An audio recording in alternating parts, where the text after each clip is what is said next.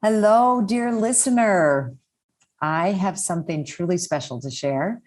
It's an exclusive invitation to join me in Mexico for an intimate and luxurious 3-day retreat along the beautiful Pacific coast of Zihuatanejo, taking place the weekend of the spring equinox, March 18th through the 20th. There's also an optional day to stay through the 21st for some special ceremonies that are happening in the area for the equinox. But the retreat itself is the 18th through the 20th, really an opportunity not to be missed. And I'm offering one lucky listener a discounted ticket on this weekend that I've just been loving into being actually for several years now as COVID and, everything. But when we conceived of building this place, our home down here, it's really what we envisioned, bringing people down here for retreats, for trainings, because we felt and we knew that this space was special. And as people keep coming down and we keep getting the feedback, how magical it is, we want to share it in a really intentional way. Be working with the 4 elements, earth, air, fire, water, the metaphors of the season. We'll set sight on a new vision for our mothering journey and creating a deeper connection to self and Mother Nature. So to win a discounted ticket, rate and review this show on Apple Podcasts. Screenshot it and DM it to me on Instagram at Dr. Gertrude Lyons. And remember, the most important thing to mother is yourself. Give yourself permission to take a retreat this year. And besides, who said mothers can't go on a spring break? I'll see you there. This is a Soulfire production. Welcome to Mother.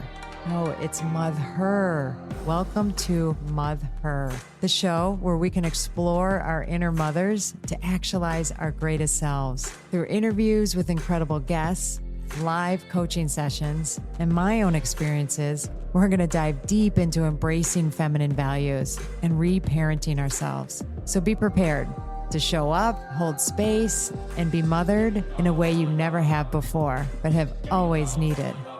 It's time we rewrite the Mother Code.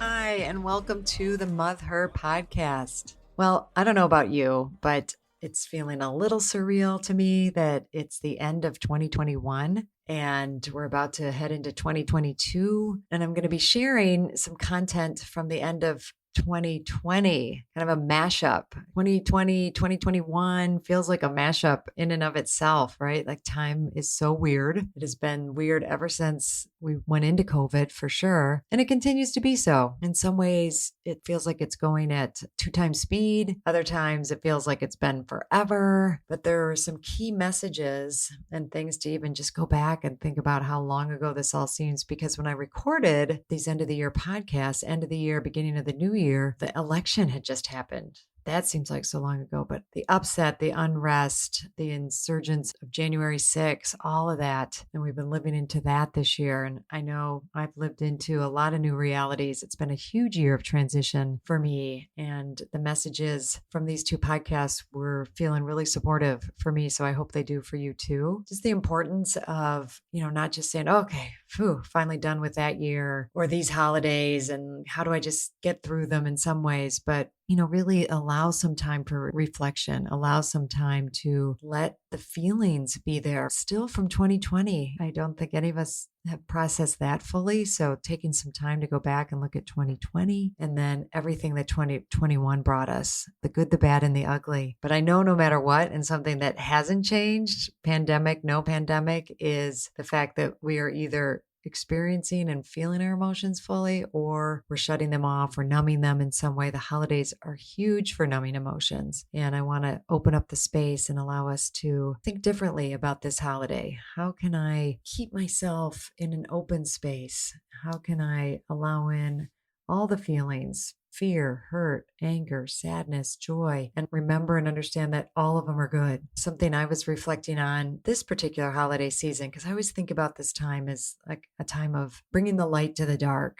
And so many cultures have done that. And it's a lot of times, what this season is about and the fear of the dark. And we have to bring light to it. But I was realizing and thinking, this year had a lot of light and dark. And I don't want to be so dualistic about it. I don't want to treat the dark as bad and something I have to shine light on or make it pretty when it's not. To just be with the dark for what the dark is and be with the beauty of the light, and also shining the light on the darkness. And we wouldn't even know there was light if there wasn't darkness, right? So I want us to expand our thinking. And that's what I'm going to be doing this holiday season, is reflecting on all of that and seeing the gifts in the dark and the beauty in the dark, as well as the beauty and what the light brings and what the light has brought. I feel like my path has been illuminated in new ways, and heading into 2022 with a lot to look forward to. But then also at the same time, there's a lot of fear of a new year, setting new goals. Everything starts at zero with goals. That can feel a little daunting, but to be with all of it.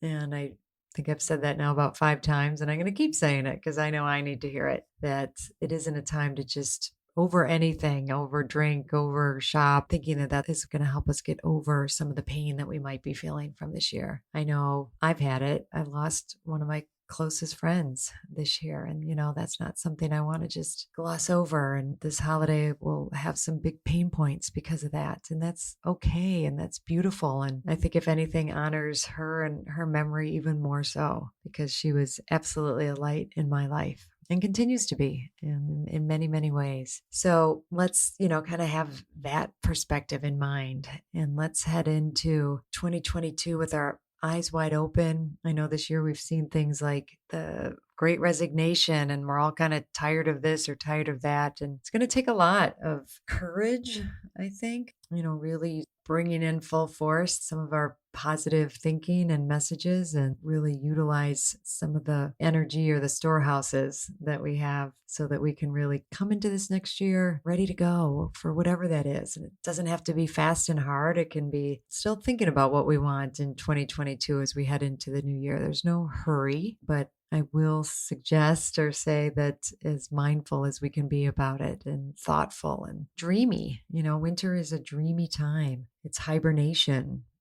Everything is gone inward, down into the roots. That's where everything's happening underground right now. So let's hold that perspective as we're in the midst and approaching winter solstice, and some time that we're going to be in this winter space. So all of that I want to leave you with, and I hope you hear this podcast mashup and celebration for me of just a bit over a year of podcasting, which has been a big light in my life this year, mainly for the people I've met, but also an opening for me to use my voice and share. And just had such a beautiful response. I'm so, so grateful for my community and listeners. And thank you for tuning in. Really one of my huge blessings from 2021 for sure. And some things have changed. Some things are different.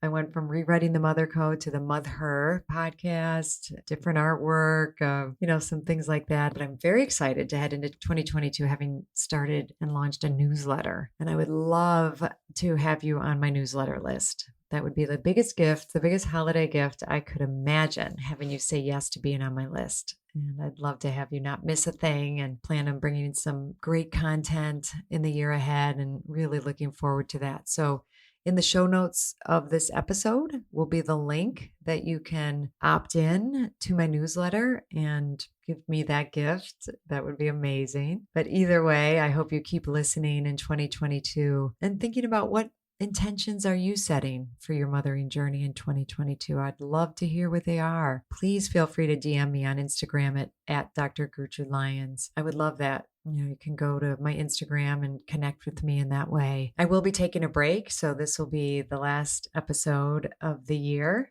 but I'll be back on, ready to go the first Monday of January, I believe, with new, fresh content, and ready for us all to be together and have beautiful, beautiful, amazing year. I expect it and intend for it to be so, and I can't wait to be on the journey with you.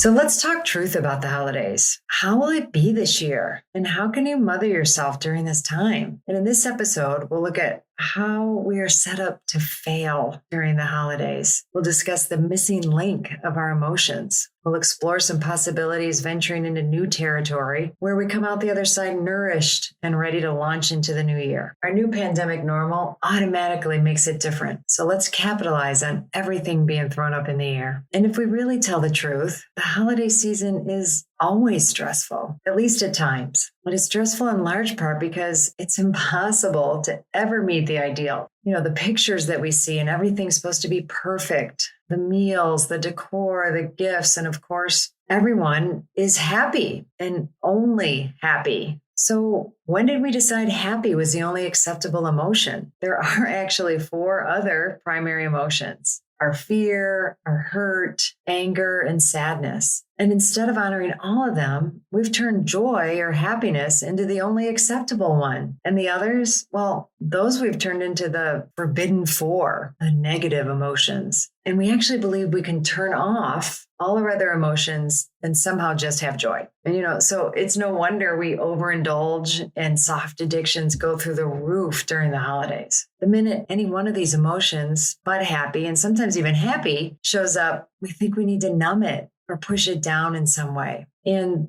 this dynamic, it wreaks havoc in our lives all year round, but it gets especially triggered at the holidays. So what if I told you that to the extent we feel our sadness and pain and our anger is the extent we can experience our joy? And not only is it how we experience joy, but what if it was the conduit to connection with family and friends over the holidays? Well, you might not believe me, but neuroscience, psychology, there's just so much research and data on it. It's not even worth even attempting to argue about. But let's look at it. So have you ever seen those videos of babies or like small children erupting in joyful, uninhibited laughter that just goes on and they sometimes play off each other, or you do something that just sets them off and it's just unfiltered joy. Those images are so captivating, and we all yearn to feel that joy so deeply, but we forget that babies also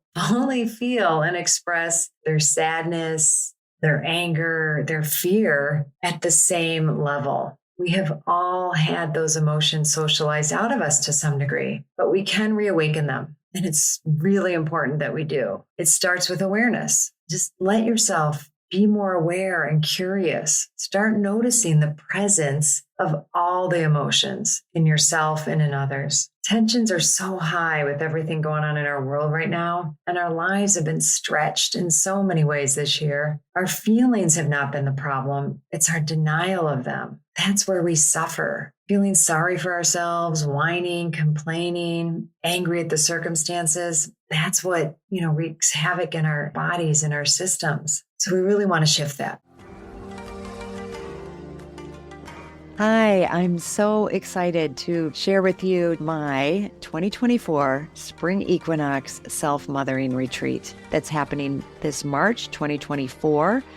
And I would love for you not only to consider it, but to attend. But in considering it, hey, just knowing that you would be leaving cold weather, if that's the space that you're in, and coming down to just magnificently beautiful, warm, nourishing place of Zihuatanejo, Mexico. Zihuatanejo meaning land of the goddess women, and coming to really take time for yourself. Okay. And that I am learning more and more isn't just a nice thing to do or something extravagant or something selfish. It's essential. And I really want you to take it seriously, to consider, just think about what would it take for me to go. It's a 5.5-day retreat, getting from where you are, getting there, landing there, and then being in a space that is all about you. It's all about nourishing you. It's all about tuning into you, using everything around us, the nature, the food, the beautiful people, the rituals, ceremonies. I bring it, we really bring it. And we go deeper and deeper as the days go on, and we release, we let go, we bring in what is nourishing, what is empowering, what is that space of just really divine feminine energy. And we do it in the community of women. It's not for everyone. I will be honest. If the idea of leaving and not making it work, or it's just too hard, not for you. If the idea of, spending that amount of time inwardly focused and going to that level of self-awareness doesn't sound like something you're willing to do or put the time and energy into, then it's not for you. And it's good to know that, right?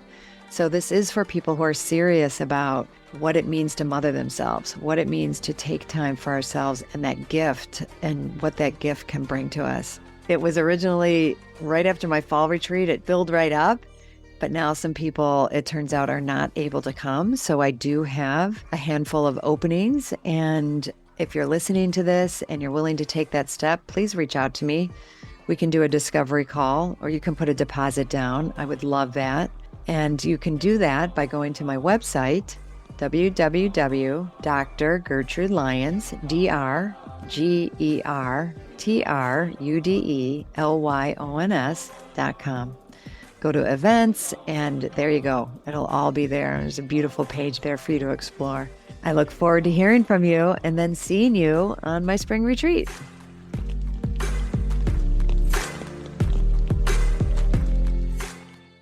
Let's go on this journey of awakening our emotions. And when we do, we can look at what does a meaningful holiday look like? And let's explore that a little bit more, because like I said, it's easy to turn to media and advertising and our current culture to define what happiness in a holiday is supposed to look like. But if we stop and really take an honest look, the how to be happy at the holiday images we're bombarded with daily, they never match our deeper desires. And these narrow definitions of happiness are also passed down to us from our parents and family members. So this is really a time to dig deep into this inquiry. And we have the opportunity, we can explore the landscape of generational messages that have been wired in us. And we can ask questions like, were your parents happy at the holidays? What was celebrating the holidays like in your household? How did your family, neighbors, or friends reflect happiness, contentment, or joy? Think about things that you liked and didn't like about holidays growing up. Tell the truth about them. It's all there. And then once we bring all of this to awareness, then we can choose which aspects we want to emulate. And we can begin designing, our life really, but starting with our holidays on our terms. And we can start to really formulate a vision for what our holiday could look like. And what's a vision for yourself? And if you have, a spouse or children or family, what can it look like for all of you? Well, none of the trappings or, kind of getting sucked into some of the holiday hype, nothing can replace that. But we don't want to get rid of those either, because they're actually in and of themselves, they're beautiful too. The themes of the season, like the giving and the gratitude, the beauty of the season, the decor, the lights, the wrapping, exquisite tables with beautiful food on it. When we can be in touch with our feelings and name those and stay in contact with those, and when we lose it, come back, we're much less likely to limit our overindulging, to, limit some of the fighting that we get into that really doesn't get us anywhere. And it certainly doesn't lead us toward our yearning. But even if we have those, they're a treasure. That's the gift to think about unwrapping. It's not about avoiding those or thinking like, well, I just won't have that argument, or I'll just be nicer. And we're human. We have dynamics and we have histories with our families. And we're going to be sorting through the dynamics of COVID and how we're all going to be in that environment. So, it's really going to be an important time to be gentle with ourselves, to explore and see if, are you willing to bring into the forefront the 5 emotions that I talked about: the fear, hurt, anger, sadness, and joy. And know that peace and joy of the season are the legacy of our pain. And we can't have one without the other. And allow yourselves to vision and imagine and dream what it could be like if I'm meeting my deeper yearnings and I'm fostering connection and deeper connection. All of that is available to us, even in the midst of these trying times, and probably more so because we are more open. We're more vulnerable at this time. So really, in essence, it's more possible this year than ever. So that's the invitation, and that's the opening and kind of our entree into the holidays.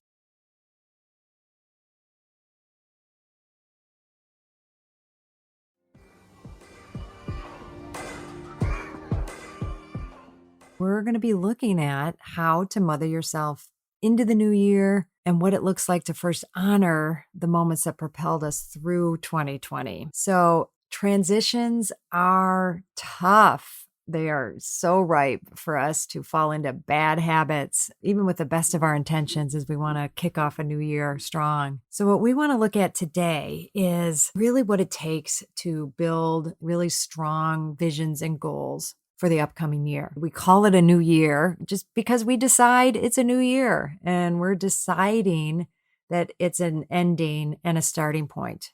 So I think that's really important to know no matter what, because we can do this at any point in the year, and other cultures celebrate New Year in different ways, in Judaism with Rosh Hashanah and Yom Kippur. So that's why it's really important that we, don't have some mythical belief that we're going to just, be able to walk away from a year, because that's not going to happen. So that's some of the bad news, right?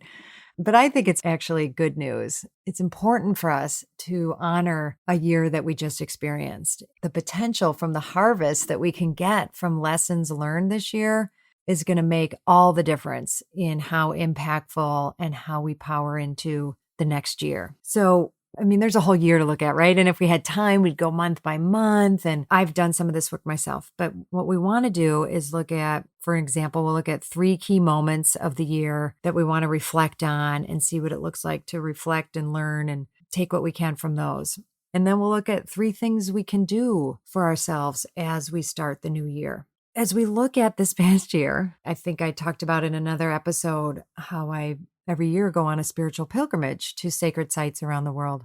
It's really given me a global mindset and insight into practices and ways to honor experiences, to, let go of what hasn't served us and move into what, could help us live more powerfully. But on this last one, we didn't travel anywhere because obvious reasons, right, with COVID. But we did still take, and I set aside this week to do what we call an inward pilgrimage. So we journeyed from Zoom for a week together. And I'm underlining this because a big part of, and I really feel grateful to Doctors Bob and Judith Wright for crafting that experience the way they did. And the whole first couple days were us honoring, harvesting, and reviewing the previous 10 months, and particularly, once COVID hit. And I would have never done that on my own. And I'm going to talk to you about this and, plant this seed for you to do. And I will be perfectly honest, I think it's an challenging endeavor and takes some courage. And I almost always need to be doing it, as a group or as an assignment with other people. Because when you decide to reflect and really go back and bring forth what's gone before us, you want to do it from a place of revisiting and really hitting those places. And when we do, they really have immense gifts to offer us. I know, just like when we're on pilgrimage, we'll have experiences at sacred sites. And,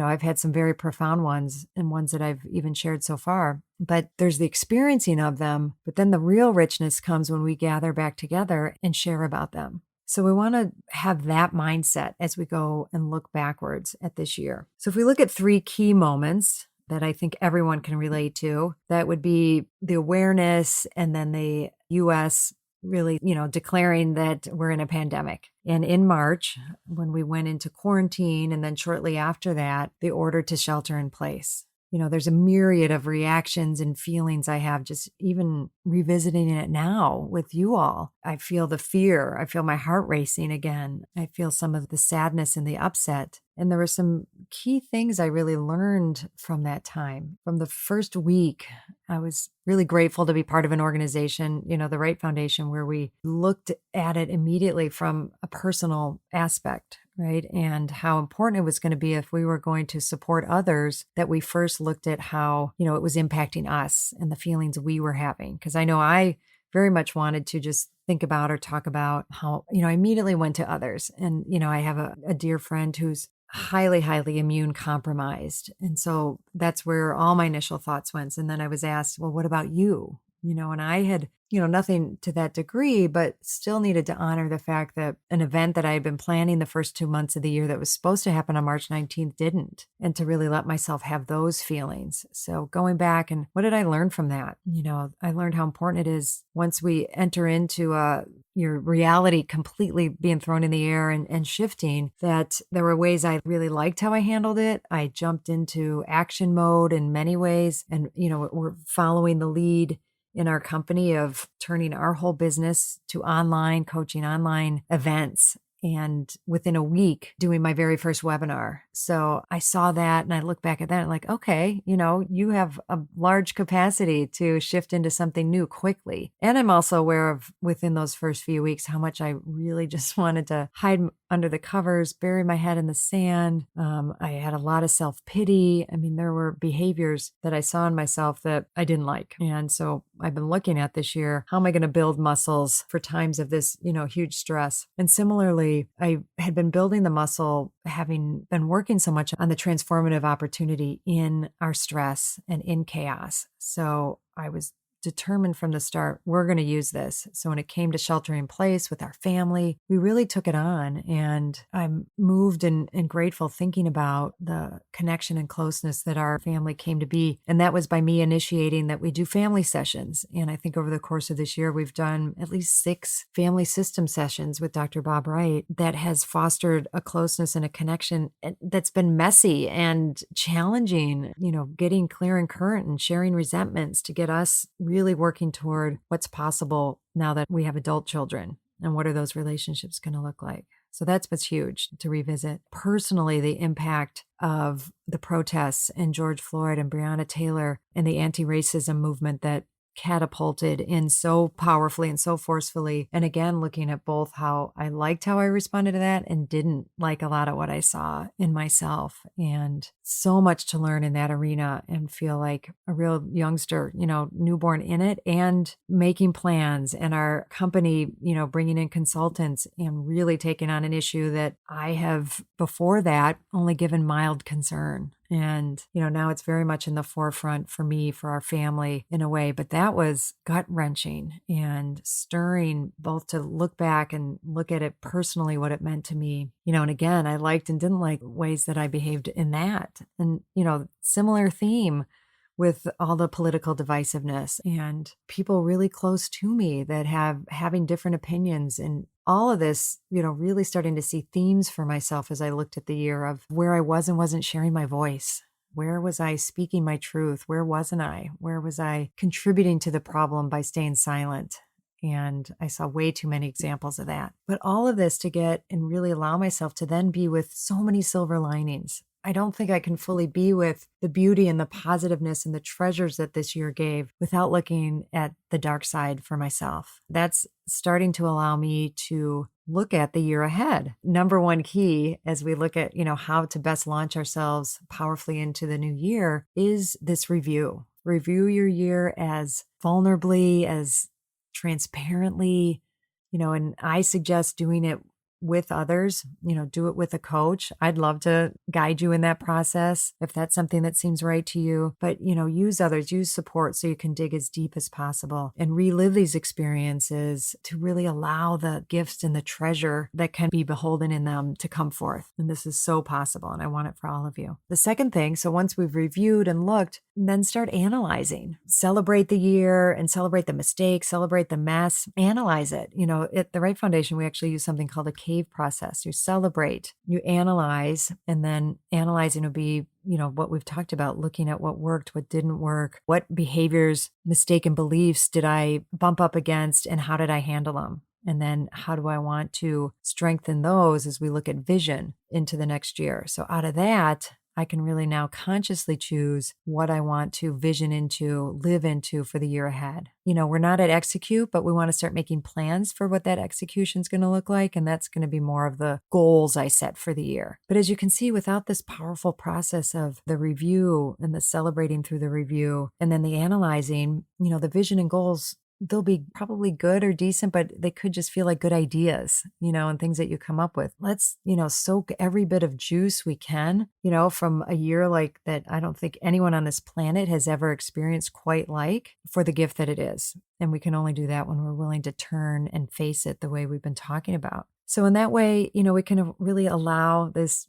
as I said, arbitrary ending, but the ending that we're choosing for a year, to sit in both of the bittersweetness of it and allow, of course, as I say in probably every episode, our full feelings, and really allow those emotions to be there. And it's okay to feel good about some aspects of the year. I know I've had some guilt at times, like, well, this has been a horrible year in so many ways, but I really want to celebrate what's been beautiful about it. And all of those emotions are great, and I want them for all of you. And I'll be thinking of all of you, listeners, as I go through this process in these coming weeks, and then particularly at the start of the year. And one last thing I want to leave everyone with as a way to mark the end of the year, but a way to do it thoughtfully, because New Year's Day can kind of feel like New Year's Eve and day kind of, we have this limited pictures of how to live it, party, whatever. So I say it can be really great to think of it as a hologram for your year. So do little things that you want to bring into your year. So if it's, something like eating better, you're going to, have at least one conscious meal, or something. It doesn't have to be the whole day. You exercise that day, even a little bit, just even if they're micro doses of all the things that you want to bring into, to really get in your mind and get in your system and your body. Like, this is how my year is going to be, and I'm going to live it this way as best I can on this day. Thank you so much for choosing yourself and taking the time to listen to this podcast. As always, please rate, review, and subscribe to Mother. Subscribe to Mother. It helps other people who need this message, aka all women. Well, actually, everybody, men included. I'm honored to have you on this journey in mothering yourself. Remember, change is uncomfortable, but it's beautiful, and it starts with us. And if you can't wait until next week's episode, follow me on Instagram and LinkedIn at Dr. Gertrude Lyons, or at my website, drgertrudelyons.com. I'll see you next time.